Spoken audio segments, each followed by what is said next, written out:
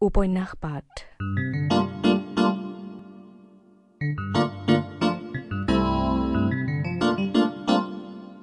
এই অনুষ্ঠানত প্ৰচাৰ হৈ আছে ডক্টৰ অনুজ বৰুৱা ৰচিত উপন্যাস মহা অৰণ্যৰ ধাৰাবাহিক পাঠ।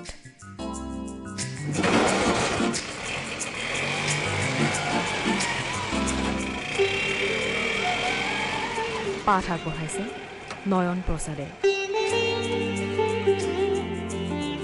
উপন্যাস পাঠ অনুষ্ঠানটিৰ প্ৰযোজনা অৱনী বৰাৰ। মহা অৰণ্য।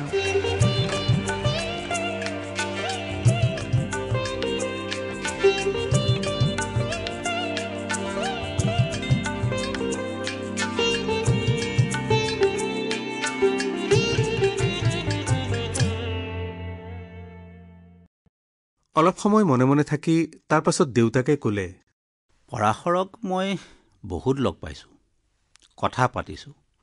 তহঁতৰ মাৰেও তাক ভালেই পায়, কিন্তু তাক আমি আমাৰ ঘৰতহে পাইছোঁ। বাসৱীৰ ওপৰত মোৰ বিশ্বাস আছে, কিন্তু মাত্ৰ তাইৰ কথাতে মই মান্তি নহ'লোহেঁতেন কিজানি। বাকীবোৰ কামত তাই খুব ভাল যদিও কোনোবা ল'ৰাৰ লগত সম্বন্ধ আৰম্ভ কৰিলে প্ৰত্যেক ছোৱালীয়েই কিছু দুৰ্বল হৈ পৰে। মাধৱীয়ে যিটো ল'ৰা দেখুৱাইছে সেইটোও দেখাই শুনাই ভাল, চাকৰিটোও বেয়া নহয়। কিন্তু তই পৰাশৰ লগত উঠা বহা কৰা মানুহ, তদুপৰি তোক মই সৰু ল'ৰা বুলি নাভাবোঁ। তোৰ ভাল শিক্ষাও হৈছে।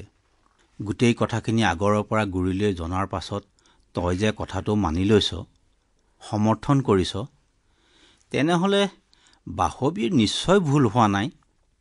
তই পৰাশৰক কবি গাঁৱৰ পৰা দেউতাকক মাতি আনিবলৈ, বা মোকে তাৰ গাঁৱলৈ লৈ যাবলৈ কবি। দীঘলকৈ উশাহ এটা সলনি কৰি দেউতাকে মাকলৈ চাই ক'লে, হেৰা, যোৱা ভাত আনাগৈ। ঘটিলে আৰু এটা জোঁৱাই। কোমল হাঁহি এটা মুখত লৈ মাক পাকঘৰলৈ গ'ল। মিচিককৈ হাঁহি এটা চেপা মাৰি পলি লাহেকৈ চকীৰ পৰা উঠি শোৱা কোঠাত সোমালগৈ। তাৰ পৰা তাই চিঞৰি ক'লে, দাদা, বাসৱী বা একেবাৰে টোপনি গ'ল আৰু গোটেই কথাবোৰ শুনি আছে। তাৰ পাছত পিছফালে কিহবাই খেদা মাৰি অহাৰ দৰে তাই একে জাপে শোৱা কোঠাৰ পৰা ওলাই আহিল আৰু পাকঘৰ পালেগৈ। ভাত খাই থাকোঁতে দেউতাকে ক'লে, বহুত কথা এৰা ধৰা কৰিব লাগে, নহ'লে এজনী ছোৱালী গতাই দি নিশ্চিন্ত হ'ব পৰা ল'ৰা এটা আজিকালি পাবলৈ নাইকিয়া হ'ল। মাধৱীক যিটো বয়সত বিয়া দিছিলোঁ সেই হিচাপত বাসৱীকো 2 বছৰমানৰ আগেয়ে বিয়া দিব লাগিছিল। এতিয়াও বাকী কামখিনি ভালকৈ হৈ গ'লেই হয়। ঘৰত গাভৰু ছোৱালী থাকিলে মাক বাপেকবোৰেহে বুজে এইটো কিমান ডাঙৰ ধাৰ। তহঁত দুটা ডাঙৰ হৈছ, কথাবোৰ বুজা হৈছ। আমি বুঢ়া মানুহ, যি ভাল দেখ, যেনেকৈ ভাল দেখ কামবোৰ কৰিবি। বাসৱীৰ বিয়াখনৰ কথাটো যে এনেকৈ গোটেইবোৰে মিলি আলোচনা কৰিবলৈ পালোঁ, মোৰ ভাল লাগিছে। মই জানো সময় বদলিছে, কিন্তু মই যে সন্মতিটো দিবলৈকে সুবিধাটো পালোঁ, আজিকালি কিমানৰ ভাগ্যত সেইটো ঘটে। ভাগ্য লাগিব। সকলোৰে ভাত খোৱা হাতবোৰ ৰৈ গৈছিল। দেউতাকে অৰবিন্দৰ ফালে চাই ক'লে, তোক বিচাৰি যেতিয়া পুলিচ আহিছিল, তই যেতিয়া ক'ৰবাত গৈ লুকাই আছিলিগৈ, তেতিয়াই মই ঘৰখন শেষ বুলিয়েই ভাবিছিলোঁ। মই ভবা নাছিলোঁ যে ঘৰখন আকৌ ইমান ভাল হ'ব। দেউতাকৰ কথাবোৰ ৰৈ গ'ল। পিছফালে থিয় দি থকা মাকে নিজৰ চলচলীয়া চকুযোৰ মোহাৰি লাহেকৈ ক'লে, আপুনি ভাত খাওকচোন। অবিনাশৰ কিবা অলপ ক'বলৈ মন গৈছিল, কিন্তু ভাত খাই শেষ নোহোৱালৈকে সি বা অইন কোনেও একো নক'লে। হাত ধুই উঠাৰ পাছত সি মাত্ৰ ক'লে, তেনেহ'লে মই কাইলৈ গৈ পৰাশৰক ক'ম তাৰ দেউতাকক মাতি দিবলৈ। দেউতাকে মূৰ দুপিয়ালে। অবিনাশ উঠি যোৱাৰ অলপ পাছতে অৰবিন্দই খোৱা শেষ কৰি হাত পাত ধুই সিহঁতৰ কোঠালৈ আহিল। নিজৰ নিজৰ বিচনাত পৰি থাকি সিহঁতে নিজৰ নিজৰ ভাগে চিন্তা কৰিলে। অবিনাশে অৰবিন্দৰ ফালে কাটি হৈ মাতিলে, অৰবিন্দ। অৰবিন্দও তাৰ ফালে কাটি হ'ল। বিয়াখন বহুত ডাঙৰকৈ পতাৰ যুক্তি আৰু উপায় এটাও নাই। কিন্তু সুদা হাতে এইটো সৰুকৈ বিয়াখন পাতিব নোৱাৰি। বেংকত থকা টকাখিনি পৰাশৰক দিলোঁ। এতিয়া মাত্ৰ কেইটামানহে পকেটত পৰি আছে। তই টকাখিনি দিলি কাৰণে আমি বিয়াখনৰ নাম ল'ব পাৰিলোঁ। দেউতাৰ হাতত বা বাসৱীৰ হাতত কিমান টকা আছে সেইটো কথা আমাৰ দৰকাৰ নাই। সিহঁতে যি কৰিব তাৰ বাহিৰত আমাৰ দুটাৰ নামত তই পাৰ যদি কাম এটা কৰ।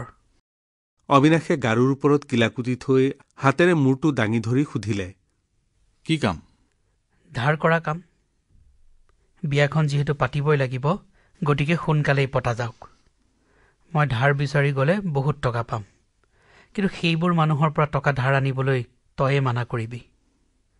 টকা তই আন, গোটেই ধাৰ মই মাৰিম। মই বাসৱী বাৰ ওচৰত বহুত ধৰুৱা। অকল তয়ে নহয় অৰবিন্দ, ময়ো। সেইকাৰণে ধাৰবোৰ দুয়োটাই মাৰিম। অলপ পাছত অবিনাশে লাইটটো নুমুৱাই দিলে। বহুত সময় মনে মনে চিন্তা কৰি থাকি এসময়ত অবিনাশে আন্ধাৰতে মাতি চালে। টোপনি গলি নেকি? নাই যোৱা। শুই থাক। কাইলৈ আমি কাগজে কলমে হিচাপ কৰি আলোচনা কৰিম। তাৰ পাছত দুয়োটা মনে মনে থাকিল।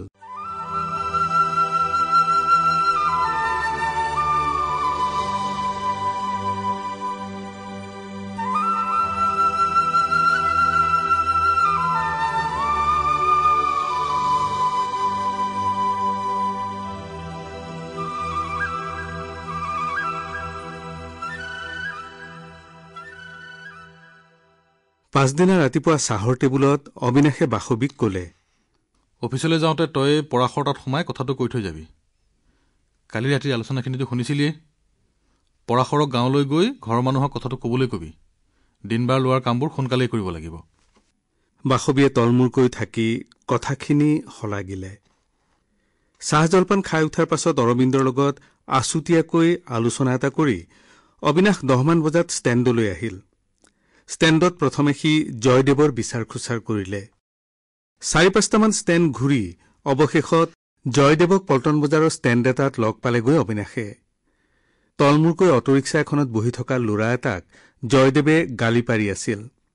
তেওঁৰ গালিৰ পৰা অবিনাশে বুজিলে যে ল'ৰাটোৱে জয়দেৱৰ অটৰিক্সা চলায় আৰু যোৱা প্ৰায় এমাহে দিবলগীয়া পইচাখিনি দিয়া নাই। জয়দেৱৰ বেছিকৈ খং উঠা কাৰণটো হ'ল ল'ৰাটো পলাই ফুৰিছে। অবিনাশে অটৰিক্সাৰ পৰা নামি আহি জয়দেৱৰ গালিখিনি শেষ হোৱালৈকে অপেক্ষা কৰি থিয় দি ৰ'ল। ঐ, দুদিনৰ ভিতৰতে গোটেই পইচাখিনি মোক দি যাবি, নহ'লে তহঁতৰ পৰা পইচা কেনেকৈ আদায় কৰিব লাগে মই ভালকৈ জানো।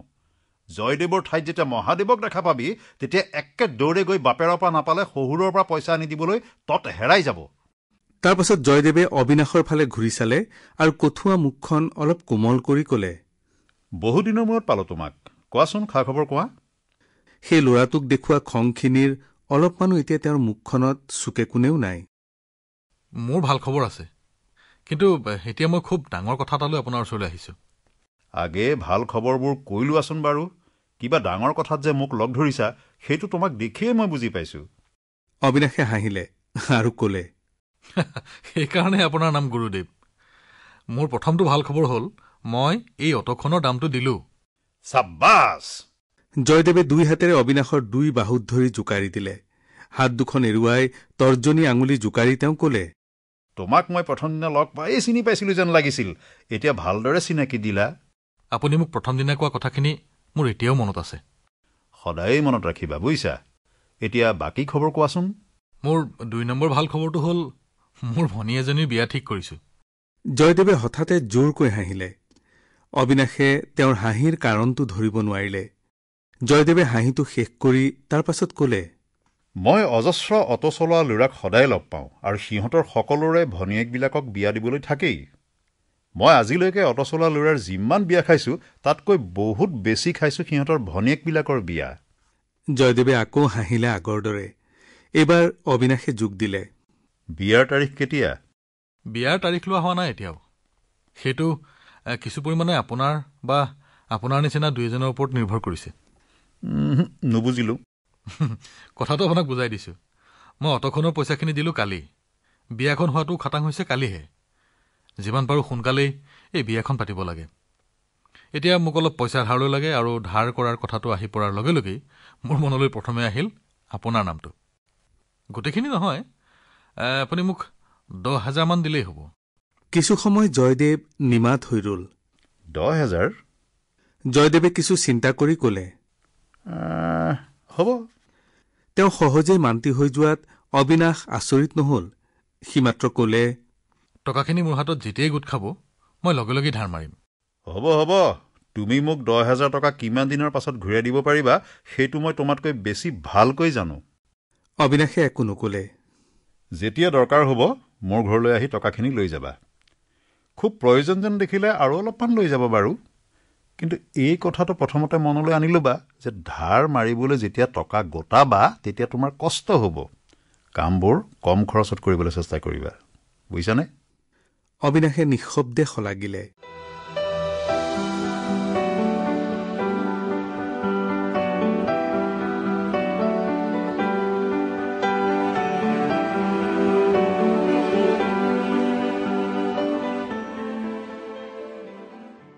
দিন ল'বলৈ এতিয়াও বাকী থকা ভনীয়েকৰ বিয়াৰ খবৰটো অবিনাশে পাছদিনা ষ্টেণ্ডত এৰি দিলে। ৰিয়াজ, বিকুল, নিৰঞ্জন, বিশ্বনাথ সকলোৱে খবৰটো পাই হুলস্থুল লগাই দিছিল। ল'ৰা ছোৱালীৰ বিষয়ে বিশদ সোধা পোছা হৈ যোৱাৰ পাছত ৰিয়াজে আৰু এটা প্ৰশ্ন কৰিলে, বিয়াখন কেনেকৈ পাতিবলৈ লৈছ? তোৰ হাতখনতো একেবাৰে খালী। ঘৰৰ টকা ঠিক হৈ আছে নেকি? ঘৰৰ টকা হয়তো আছে কিবা এটা। সাধাৰণভাৱে বিয়াখন তাৰেই পাতিব পৰা যাব। কিন্তু ৰিয়াজ, বাসৱীৰ এটা ককায়েক আছে আৰু এটা ভায়েকো আছে। সিহঁতেও তাই বিয়াত কিবা এটা কৰিব। মই কিছু টকা ধাৰ কৰিম, কিন্তু এইবাৰ ধাৰ মই অকলে নামাৰোঁ। মোৰ লগত অৰবিন্দও আছে। অৰবিন্দই এতিয়া কি কৰে? একো নকৰে, কিন্তু সি যে বিয়াখনৰ কথাত মূৰ সোমাইছে সেইটোৱে সকলোতকৈ ডাঙৰ কাম কৰিছে। হয়তো এই বিয়াৰ নামত কৰা ধাৰখিনি মাৰিবলৈ গৈয়ে সি আঁত হেৰুৱাই পেলোৱা ল'ৰাটোৱে কিবা এটা আঁত বিচাৰি পাব। তোৰ আইডিয়াটো ভাল। প্ৰয়োজনীয়। অবিনাশে অলপ জোৰ দিয়েই কৈছিল। সিহঁতৰ পৰা বিদায় লোৱাৰ আগেয়ে অবিনাশে ক'লে, সহায় মোক তহঁতেও কৰিব লাগিব। এই বিকুল, নিৰঞ্জন, তহঁতকো কৈছো। সকলোৰে হৈ বিকুলে উত্তৰ দিলে, আমি কিমান সহায় কৰিব পাৰোঁ সেইটো তই নিজে হিচাপ কৰিবি আৰু কবি আমাক। তই আমাৰ ভিতৰৰ অৱস্থা বাহিৰৰ অৱস্থা দুয়োটাই দেখা পোৱা মানুহ।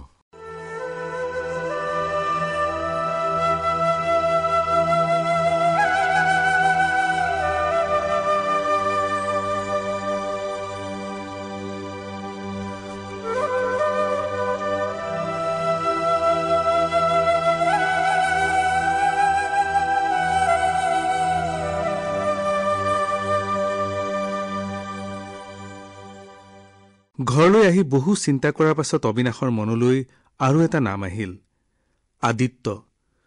অবিনাশৰ স্কুল কলেজৰ বন্ধু আদিত্য, যাৰ লগত সি কিছুদিনৰ বাবে কাঠৰ ব্যৱসায় শিকিবলৈ বা আদিত্যৰ ককায়েকক সহায় কৰিবলৈ অৰুণাচলৰ মেওলৈ গৈছিল। আদিত্য এতিয়াও অৰুণাচলতে ভালদৰে কাঠৰ ব্যৱসায় চলাই আছে। অবিনাশে লগে লগে কাগজ কলম বিচাৰি চিঠি এখন লিখি পেলালে। চিঠিখনত যিমান পৰা যায় ভালকৈ সমস্যাটো বুজাই দি যেনে তেনে 10,000 টকা ধাৰলৈ দিবলৈ অনুৰোধ কৰিলে। পিছদিনা আগবেলাত অবিনাশে চিঠিখন আদিত্যৰ অৰুণাচলৰ ঠিকনাত ৰেজিষ্টাৰ কৰি পোষ্ট কৰিলে। পৰাশৰে তাৰ দেউতাকক যিটো সন্ধিয়াত অবিনাশহঁতৰ ঘৰলৈ লৈ আহিব বুলি বাসৱীৰ আগত কৈছিলে, তাৰ পিছদিনা আবেলি সময়ত সি দেউতাকক লৈ এখন অটোৰিক্সাৰ পৰা অবিনাশহঁতৰ গেটৰ আগত নামিলহি। অহাৰ সময়টো সঠিকভাৱে মিলা নাছিল যদিও কথাটো অপ্ৰত্যাশিত নাছিল। দুৱাৰ খুলি পলিয়ে পৰাশৰক দেখিয়েই পিছফালে থিয় দি থকা বয়সীয়া মানুহজনকো অনুমান কৰি ললে আৰু বহিবলৈ দিয়েই দৌৰ মৰা দি গৈ ভিতৰত মাক দেউতাকক জনালেগৈ। পৰাশৰে দেউতাকক চাহ চিনাকি কৰি দিয়ে কাম এটা আছে বুলি কৈ উঠিলেই। অলপ পাছত আহিম বুলি কৈ সি ৰৈ থকা অটোৰিক্সাখনতে ঘূৰি গুচি গ'ল। কথা বতৰাবোৰ ঠিক ছোৱালী চাবলৈ অহাৰ দৰেৰ লগত অলপো মিলা নাছিল। নতুনকৈ মেখেলা চাদৰ পিন্ধিবলৈ শিকা ছোৱালীৰ দৰে পৰাশৰৰ দেউতাকে কান্ধত থকা নতুন গামোচাখন ঘনে ঘনে বাওঁ হাতেৰে ঠিক কৰিছিল আৰু কৈছিল যে গোটেই কথাটো তেওঁৰ কাৰণে সপোনৰ নিচিনা। তেওঁৰ মতে আচলতে তেওঁক মাতি অনাৰ প্ৰয়োজনেই নাছিল। আমাৰ সৰু বাপুৱে যি কয় যেনেকৈ তাৰ সুবিধা হয় মোৰ কথাও সেইটোৱেই। মোৰ নিজা কথা বেলেগকৈ একোৱেই নাই। মই মাত্ৰ হয় হয় বুলি শলাগিবলৈহে আহিলোঁ। এইবুলি কৈয়ে মানুহজনে খোলাকৈ হাঁহি মাৰিলে। দেউতাকক নিবলৈ 7মান বজাত পৰাশৰ আহিছিল আৰু দেউতাকৰ লগত সিও ভাত খোৱা সময়লৈকে ৰৈ যাব লগা হ'ল। বাসৱীয়ে ভাবি শহুৰেকক প্ৰয়োজনীয় সেৱা সৎকাৰখিনি কৰি থাকোঁতে সুবিধা পালেই তাইক পলিয়ে জোকাইছিল। বিয়াখনৰ তাৰিখটো ফাগুনতে পৰিল। ভিতৰত পৰাশৰৰ দেউতাকক লৈ দীঘলীয়া বিদায় পৰ্বটো চলি থাকোঁতে অবিনাশ আৰু পৰাশৰে গেইটৰ ওচৰত থিয় হৈ কথা পাতিছিল। পৰাশৰে কৈছিল, আপুনি এইখন ঘৰত কইনাৰ ককায়েকহে মাত্ৰ, কিন্তু সেইখন ঘৰত দৰাৰ সকলো। গোটেই কামখিনি শেষ নোহোৱালৈকে আপুনি কিন্তু মোক এৰি নিদিব। তুমি মোক দাদা বুলিয়ে কোৱা বা বন্ধু বুলিয়ে কোৱা বা যি বুলিয়ে নোকোৱা, ইয়াৰ পাছৰ কামখিনিত তোমাক আৰু বুদ্ধি পৰামৰ্শ দিয়াৰ যোগ্যতা মোৰ নাই। বিয়া নপতা মানুহ হিচাপে মই যি জানো কৰিলোঁ। এতিয়া তুমি গাঁৱৰ মানুহ মাতা। আপোনাৰনো আৰু কিমান দিন? ৰাস্তা মুকলি হৈ আহিছে লাহে লাহে। বহুত দিন আছে, বহুত দিন, বুজিছা। বহুত কাম বাকী আছে। মই মানুহটো সলনি হ'বলৈ বাকী আছে কিছু কিছু। কথা প্ৰসংগত পৰাশৰে ক'লে, বিয়াৰ কথাবোৰতো প্ৰায় পতা হৈয়ে গ'ল আজি। সকলোৱেতো মত দিলেই যে বিয়াখন পতাটোহে আচল কথা। কেনেকৈ আৰু কিমান ডাঙৰকৈ পাতিম সেয়া বৰ গুৰুত্বপূৰ্ণ কথা নহয়। আপুনি বাৰু কি ধৰণে ভাবিছে? চোৱা, বাসৱী কোনো ৰজাৰ জীয়েক নহয়। তুমি খোজকাঢ়ি আহি লৈ গ'লেও মোৰ আপত্তি নাই। বিয়াৰ পাছৰ কথাবোৰ চিন্তা কৰিবা আৰু আগৰ কথাবোৰ মনত ৰাখিবা। সেইটোৱে কথা। পৰাশৰৰ দেউতাকক বিদায় দিবলৈ অবিনাশৰ মাক দেউতাক আৰু পলি গেইটলৈকে ওলাই আহিছিল। বাসৱী বাৰাণ্ডাতে ৰৈ গ'ল। অবিনাশে তাৰ অটোৰিক্সাৰে পৰাশৰ আৰু দেউতাকক বেলতলাত থৈ আহিলগৈ।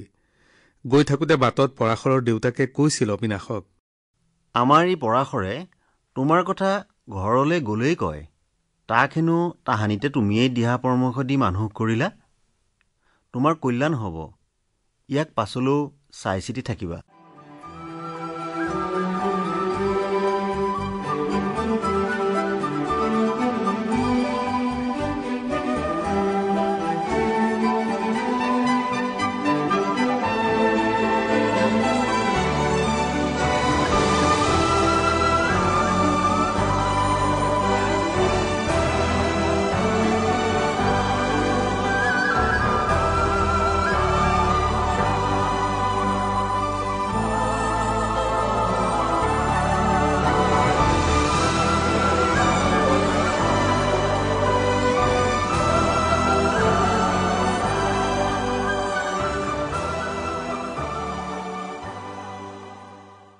উপন্যাস পাঠ অনুষ্ঠানটিত শ্ৰোতাসকলে ইমান পৰে ডক্টৰ অনুজ বৰুৱাৰ উপন্যাস মহাৰণ্যৰ ৩৩ খণ্ডটি শুনিলে। পাঠ আগবঢ়ালে নয়ন প্ৰসাদে।